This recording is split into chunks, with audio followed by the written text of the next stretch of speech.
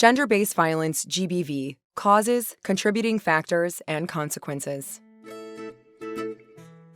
Gender-based violence, or GBV, refers to any harmful act inflicted against a person's will, and that is based on socially ascribed differences between males and females. That is, gender. It includes acts that inflict physical, sexual, or mental harm or suffering, threats of such acts, coercion, and other deprivations of liberty. These acts can occur in public or in private. The three program areas, prevention of, risk mitigation, and response to GBV, can be best described when imagining a tree. We can talk about the roots of the tree when considering the causes of GBV. We can visualize the factors that contribute to its occurrence as natural elements that can affect the tree. And we can envisage the consequences of GBV as the branches, leaves, and fruits of the tree. As the roots of the tree are deeply anchored in the ground, the causes of GBV are deeply entrenched in social norms and attitudes. The root causes of GBV are gender inequality, systemic discrimination, and unequal power relations. These root causes explain why and how GBV occurs. When we address the underlying causes of GBV, we prevent GBV from occurring. How do we do this?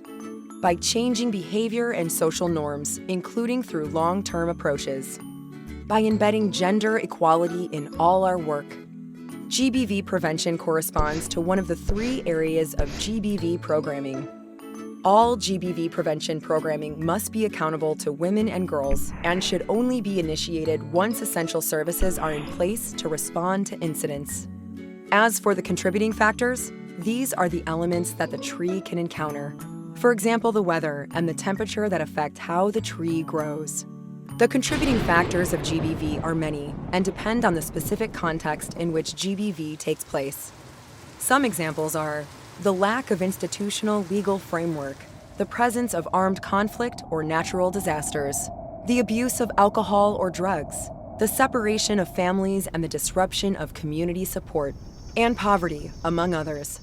Risk factors manifest in very different spheres and intervene at all levels of the ecological model, as individual characteristics, at the level of relationships, within the community, and in the society as a whole. Forced displacement situations often increase the risk of GBV as people lose protective mechanisms and depend on aid. These make individuals, in particular women and girls, vulnerable to exploitation and abuse. To addressing contributing factors, mitigating measures should be put in place, and this is what we refer to as GBV risk mitigation, another area of GBV programming.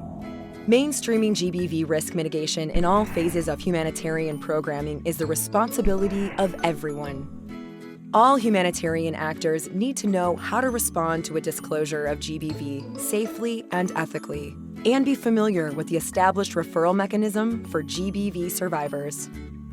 The consequences of GBV for survivors, their families, and their community are the branches, leaves, and fruit of the tree.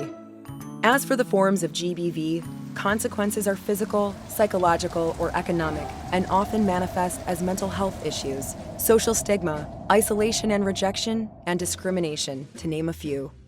The consequences of GBV have both immediate impact on the survivors and their family, and long-lasting effects. The effects of GBV are often interrelated. For example, a survivor who experiences an unwanted pregnancy as a consequence of a rape may develop anxiety, anger, rejection from family, and sometimes even suicidal thoughts. To respond to the consequences of GBV, multi-sectoral services that are safe and aligned with the survivor-centered approach should be accessible to all survivors in order to facilitate healing and recovery. Response to GBV, another area of GBV programming, is the responsibility of specialized staff with specific training and experience. Through different types of interventions, we can address GBV root causes, contributing factors, and consequences. Our collective efforts aim at eliminating GBV and that the people and communities we work for are not exposed to the risk of GBV or its consequences.